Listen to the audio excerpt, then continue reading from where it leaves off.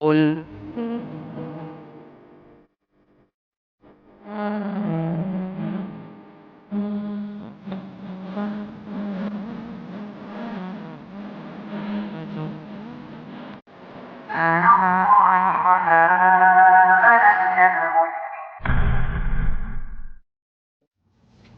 Jadi satu rakaat itu bisa beberapa surat, namun punya kesesuaian makna. Nanti kita lihat sini ada 10 contoh yang disebutkan. Kemudian kalau surat Al-Mufassal adalah surat-surat dalam Al-Quran mulai dari surat surat Qaf sampai akhir Al-Quran. Mufassal itu artinya surat-surat yang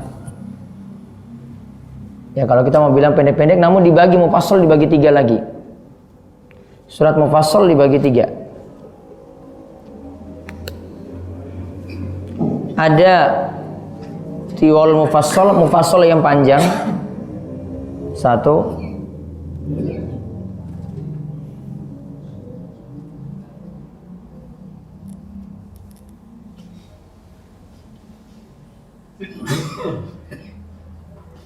Dua, mufassal pertengahan.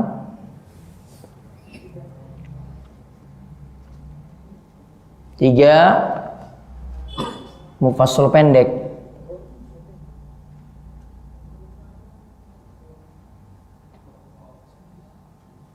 4, mufassal pendek.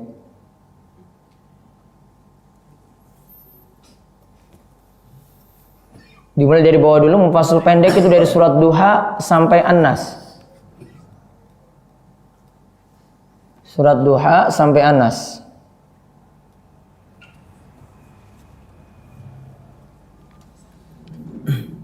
Mufassal panjang dari surat Qaf sampai Al-Mursalat. Dari surat Qaf sampai Al-Mursalat.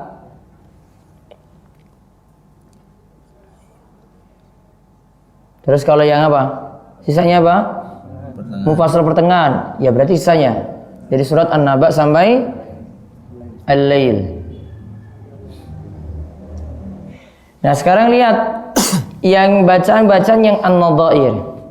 Ini dibaca 1 rakaat. Dibacakan? Terkadang beliau membaca surah pertama Ar-Rahman, Quran surat 55, 78 ayat, dan An-Najm, Quran surat 63, 62 ayat. Ar-Rahman. Kemudian An-Najm. Kalau kita lihat di sini surat yang belakangan dibaca dulu, baru surat An-Najm yang disebut sebelumnya. Lihat nomor suratnya itu. Iya kan? Ya. Nah ini dibaca berbarengan 1 rakaat. Ar-Rahman, An-Najm. Baik, terus yang kedua. Iqtaraba, Quran surat 64, 55 ayat, dan Al-Haqqah, Quran surat 69, 52 ayat. Lihat Iqtarabat surat Al-Qamar 55 ayat, kemudian surat Al-Haqqah 52 ayat. Dari 1 rakaat sekitar 100 kan? Baik. Sekarang ketiga. 3. At-Tur, Quran surat ke-52, 49 ayat, dan Az-Zariyat. At-Tur dan Az-Zariyat. 51 ayat. Quran surat ke-51, 60 ayat. Lihat 52 disebut dulu baru 51. Berarti boleh dibaca sebaliknya. Terus 4. Idza waqa'at, surat ke-56, 96 ayat, dan Nun surat ke-68, 52 ayat. Iza waqa'at surat apa itu? Al-Waqi'ah. Iza waqa'atil waqi'ah surat 56. Kemudian setelah itu surat Nun, surat Al-Qalam. Terus 5. Sa'ana sa'ilun, surat ke-70, 44 ayat, dan An-Nazi'at surat ke-79, 46 ayat. Terus Al-Mutaffifin surat ke-83, 36 ayat, dan Abasa surat ke-80, 42 ayat. Terus Lalu Al-Mudaththir, Quran surat ke-74, 56 ayat, dan Al-Muzammil surat ke-73, 20 ayat. Nah, lihat di situ Al-Mudaththir dan Al-Muzammil karena mirip, dibaca 1 rakaat terus. Nomor 8 hal ata surat Hal ata apa? Hal ataka hadisul ghasyiyah. Terus surat ke-76 31 ayat dan la aqsimu biyaumil qiyamah surat ke-75 40 ayat. ya, hal ataka hadisul ghasyiyah itu surat ke-76. Ini kayaknya ada salah nomor surat itu. La uqsimu biyaumil qiyamah. Kebalik itu ya. Mungkin tadi hal ataka. Oh, ini Al-Insan. Hal ata al insani. Surat nomor 8 itu surat Al-Insan dan surat Al-Qiyamah. Ya. Terus 9 amma yatasaalun surat ke-78 40 ayat dan Al-Mursalat Quran surat ke-77 50 ayat. Ya, terus 10 Ad-Dukhan surat ke-44 59 ayat dan Idza Syamsu Kuwirat surat ke-81 29 ayat. surat At-Takwir, Idza Syamsu Kuwirat, surat At-Takwir. Terus Terkadang beliau membaca beberapa surah panjang dari 7 surat terpanjang dalam 1 rakaat. terkadang beliau membaca beberapa surat panjang dari 7 surat terpanjang dalam 1 rakaat. Misalnya surat Al-Baqarah, An-Nisa dan Ali Imran sekaligus dalam 1 rakaat. Al-Baqarah, An-Nisa, Ali Imran. Namun urutannya beliau baca dari Al-Baqarah, terus An-Nisa, baru Ali Imran. Harusnya Al-Baqarah, Ali Imran, terus An-Nisa. Beliau balik, tidak masalah. Terus ketika sholat lail seperti akan tersebut keterangannya. Dalam hal ini beliau bersabda, sholat yang paling utama yaitu bila berdirinya lama. iya, baca Al-Baqarah, An-Nisa, Ali Imran ya jelas berdirinya lama. Itu masih 1 rakaat. Terus bila beliau membaca ayat alaisa dzalika biqadirin ala an yuhyihal mauta, beliau mengucapkan subhanaka fa bala. Bila beliau membaca ayat sabbihisma rabbikal a'la, beliau mengucapkan subhana rabbiyal a'la. jadi ketika sampai pada ayat alaisa dzalika biqadirin ala ayyuhiyal maut. Surat apa itu? Surat Al-Qiyamah. Beliau mengucapkan subhanaka fabala. Lalu ketika sampai pada sabbihisma rabbikal a'la, beliau mengucapkan kalimat yang mirip juga subhana rabbiyal a'la. Terus 3. Membaca Al-Fatihah saja. Mu'adz biasa sholat isya bersama Rasulullah SAW pada akhir waktu, lalu pulang mengimami sholat para sahabatnya. Pada suatu malam, ketika ia mengimami sholat para sahabatnya, ada seorang anak muda dari kaum Bani Salamah bernama Salim. Ketika anak muda ini merasakan lama sholatnya, ia keluar dari sholat jamaah, kemudian pergi ke sudut masjid untuk sholat sendiri. Sesudah itu ia keluar lalu mengambil kendali untuknya dan pergi. Ketika Mu'adz selesai sholat, kejadian itu diceritakan kepadanya.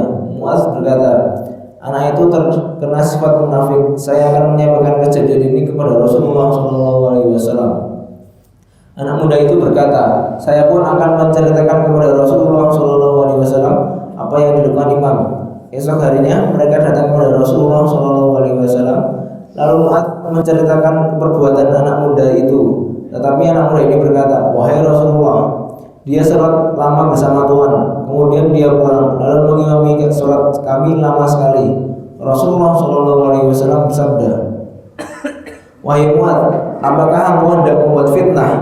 Beliau bersabda kepada anak muda itu, wahai keponakanku, apa yang engkau lakukan jika engkau melakukan sholat? Anak muda itu menjawab, aku membaca Al-Fatihah, lalu aku memohon kepada Allah surga dan aku memohon perlindungan dari neraka, dan aku tidak tahu apa yang engkau ucapkan dengan lirih dan yang diucapkan lirih oleh Mu'adz. Rasulullah SAW bersabda, aku dan Mu'adz berada sekitar kedua ini, selalu memohon surga dan perlindungan dari neraka. Anak muda itu menjawab, akan tetapi Mu'adz akan tahu bila ia datang kepada suatu kaum yang telah diberitahu bahwa musuh telah datang ke tempat mereka. Rawi berkata, kaum tersebut kemudian datang kepada Nabi SAW dan anak muda itu telah mati syahid. Lalu Rasulullah SAW bersabda kepada Mu'adz, bagaimana kamu dengan orang yang mengadukanmu padaku? Mu'adz menjawab, wahai Rasulullah, Allah Maha benar dan aku keliru. Dia, anak muda itu, telah mati syahid. Nah, salah satu pelajaran yang diambil dari hadis ini, disebut tadi di awal bahwasanya yang dibaca itu cuma surat Al-Fatihah saja. Lalu dimintakan surga di situ dan diminta perlindungan dari neraka. Menunjukkan bahwasanya apa yang disebutkan di awal tadi, membaca Al-Fatihah saja itu yang dimaksud. Lalu di awal disebutkan bahwasanya dilakukan sholat isya. Ini yang tadi yang kita sebutkan hadisnya. Mu'adz itu sholatnya sangat lama sehingga ada jamaah yang keluar dari shaf kemudian melaksanakan sholat sendiri. Akhirnya Mu'adz dilaporkan. Mu'adz ingin laporkan anak yang keluar tadi dan sholat sendiri disebut munafik. Kemudian ada anak muda lagi yang ingin laporkan Mu'adz bin Jabal. Dalam riwayat yang lain nanti disebutkan kalau baca surat, bacalah surat yang pertengahan sifatnya, yaitu ada Al-Lail, Asy-Syams, surat Al-A'la dan seterusnya. Namun pelajaran penting di sini membaca Al-Fatihah saja masih dibolehkan dalam sholat untuk rakaat pertama dan rakaat kedua. Dan satu lagi 13. Membaca Al-Fatihah dan surat dengan suara keras atau lirih. Pertama, dalam sholat wajib atau sunnah. Dalam sholat subuh, Nabi SAW membaca Al-Fatihah dan surat lain dengan suara keras. Begitu juga pada 2 rakaat pertama sholat maghrib dan isya. Lihat, sholat subuh itu keras suaranya, jahar. 2 rakaat sholat maghrib dan isya juga jahar. Terus. Akan tetapi dalam sholat duhur dan asar, beliau membaca bacaan tersebut dengan suara lirih. Begitu pula dalam sholat maghrib pada rakaat ketiga dan sholat isya pada 2 rakaat terakhir. Terus.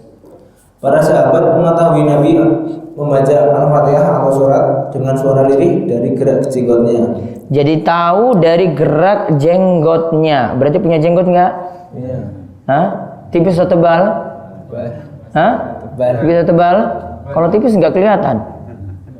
Tipis cuma kelihatan samar-samar saja, punya bayangan gitu. Namun kalau tebal baru kelihatan naik turun. Yang jadi dalil Nabi SAW itu berjenggot. Dan di sini jadi dalil bahwasanya para sahabat mengetahui Nabi membaca Al-Fatihah atau surat. Berarti diberi catatan minimal mulut itu gerak. Nggak bisa mingkem saja, nggak bisa.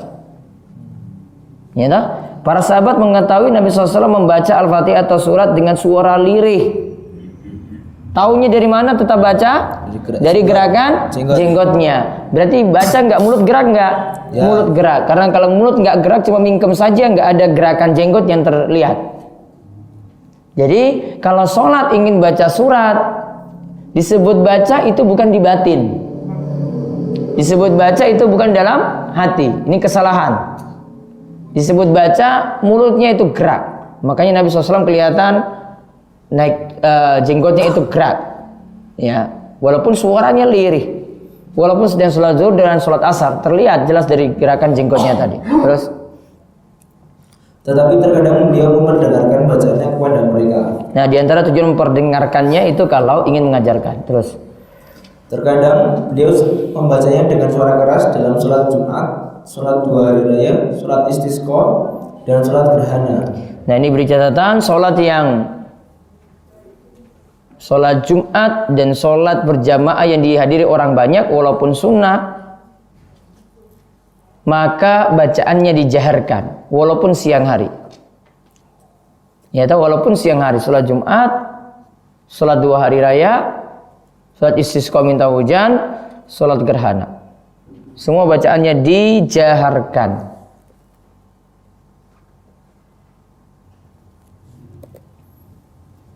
Nah, terus gimana dengan sholat lail? Bacaannya dikeraskan atau tidak? Lihat. Kedua, dalam sholat lail. Dalam sholat lail, beliau terkadang membaca bacaan tersebut dengan suara lirih, terkadang dengan suara keras. Terkadang dengan suara lirih, terkadang dengan suara keras. Terus, jadi antara pilihannya, kadang beliau keraskan, kadang beliau lirihkan. Terus, beliau melakukan sholat ini di rumah, tetapi bacanya terdengar oleh orang yang ada di dalam kamar. Beliau melakukan sholat ini di rumah, tapi bacanya terdengar oleh orang yang ada dalam kamar. Iya. Terkadang beliau membaca dengan suara yang lebih keras lagi, sehingga dapat didengar oleh orang-orang yang berada di luar kamar. Berarti kadang beliau keraskan juga. Jadi dua pilihan, mau pilih liris silahkan, mau pilih keras silahkan. Terus Abu Bakar dan Umar pernah diperintah oleh Nabi untuk ya, terus membaca Al-Fatihah dan surah dengan suara keras.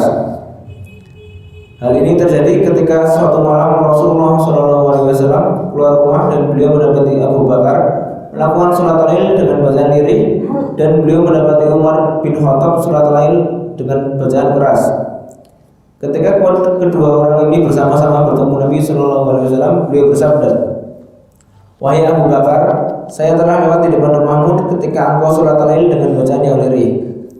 Abu Bakar menjawab, "Wahai Rasulullah SAW, Zat yang aku bisiki sudah mendengar." Beliau bersabda kepada Umar, "Aku telah lewat di depan rumahmu ketika kamu sholat lail dengan bacaan yang keras." Jawabnya, "Wahai Rasulullah SAW, aku membangunkan orang yang terlelap dan mengusir setan." Nabi SAW bersabda, "Wahai Abu Bakar, keraskan sedikit suaramu." Kepada Umar beliau bersabda, "Lirihkan sedikit suaramu." Jadi yang Abu Bakar tadi yang suaranya terlalu lirih disuruh besarkan dikit, Umar yang terlalu keras disuruh lirihkan sedikit. Baik. Lanjut. Nabi SAW pernah bersabda, "Orang yang membaca Al-Quran dengan suara keras seperti orang bersedekah dengan terang-terangan, dan orang yang membaca Al-Quran dengan suara lirih seperti orang yang bersedekah dengan sembunyi-sembunyi." Al-jahiru bil Qur'ani kal jahiru bis shadaqah. Orang yang mengeraskan bacaan Al-Quran itu seperti orang yang bersedekah terang-terangan. Artinya orang lain tahu. Ini untuk sholat malam seperti itu, oh berarti orang lain itu tahu. Berarti kalau maksudnya seperti ini, yang jelas tujuannya untuk memberikan contoh. Kalau tadi kata Umar, untuk membangunkan orang-orang yang terlelap tidur. Dan juga untuk mengusir setan. Nah kemudian kalau orang yang baca Al-Quran dalam sholat malam itu suaranya lirih, sama seperti sodakoh yang juga sembunyi-sembunyi. Berarti kalau tujuannya sembunyi-sembunyi, ingin agar sodakohnya itu jauh dari sifat riya. Jadi setiap orang tahu keadaannya bagaimana. Dia itu bisa nilai, saya mengeraskan biar jadi contoh bagi yang lain, dia bisa tahu. Dan kadang seseorang ya cukup lirih saja, karena lihat keadaan dirinya mungkin tidak bisa menahan dirinya dari pujian-pujian. Kalau nanti dipuji, ya takutnya niatannya seperti itu. Nah itu sampai di pembahasan nomor 13, membaca Al-Fatihah dan surah dengan suara keras atau lirih. Jadi dibagi dua, kalau sholat wajib atau sholat sunnah nanti dilihat keadaannya. Kalau sholat lail antara dua pilihan, bisa dikeraskan, bisa dilirihkan. Ada pertanyaan?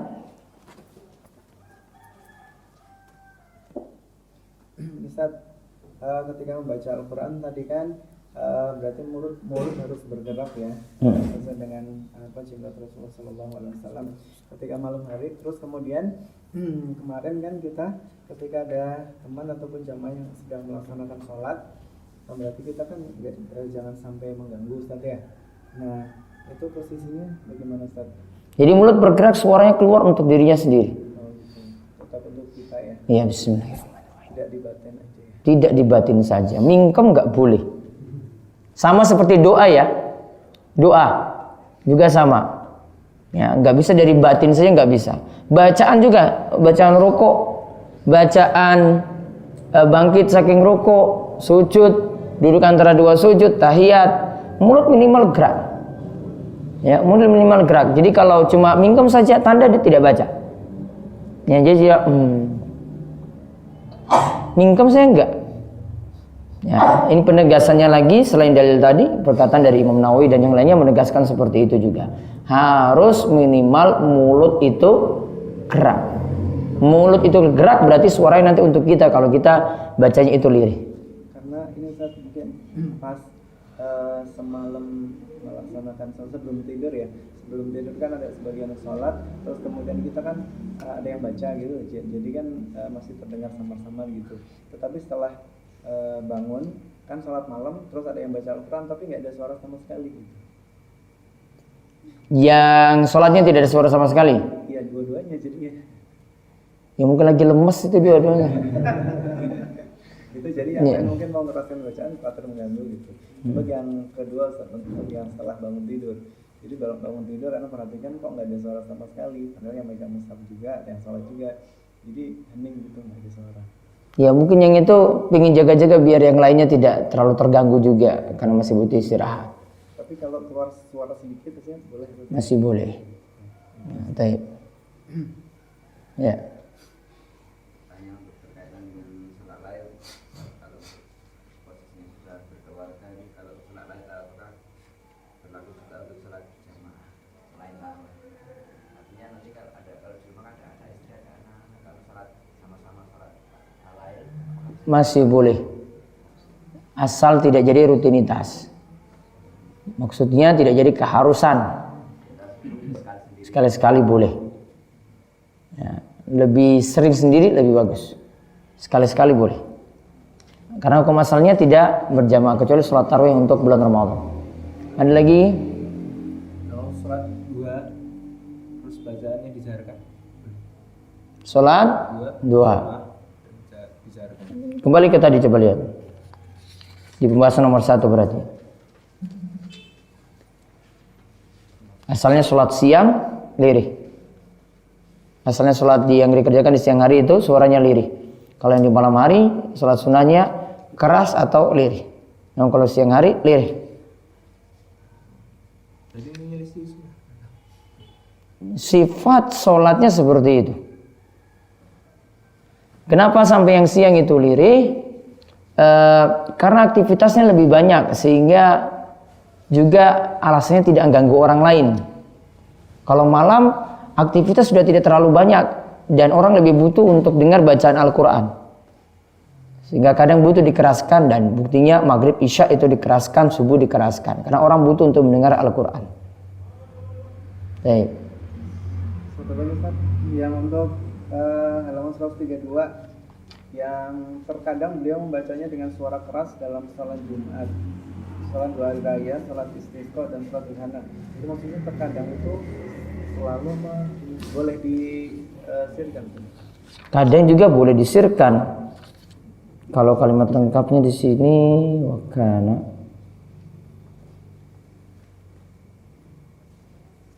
Mungkin kalimat terkadangnya yaitu dihapus. Kurang pas terjemahannya kalau saya nilai. Tapi nggak ada riwayat yang ini saja. Ketika salat Jumat lirih tidak ada. Jadi bisa dihapus karena kana itu artinya biasanya. Lebih tepat biasanya.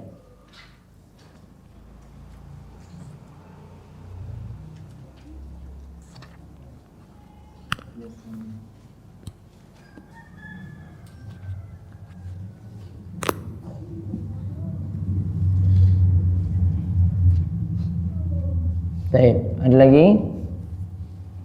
Bila ingin membaca doa selain bacaan sujud, terus boleh dilafazkan atau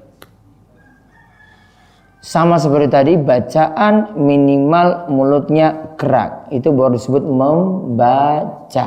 Kalau di batin tidak disebut baca. Para sahabat melihat jenggot Nabi bergerak, berarti pandangannya tidak di tempat sujud. Kadang-kadang lihat ke situ. Berarti sekali-sekali lihat ke arah imam, sholat, mungkin samping situ, lihat ke sini, tidak masalah. Dan ketika itu tidak setiap waktu, maksudnya sepanjang waktu itu lihat terus, enggak, ya pasti balik lagi ke tempat sujud. Ada lagi?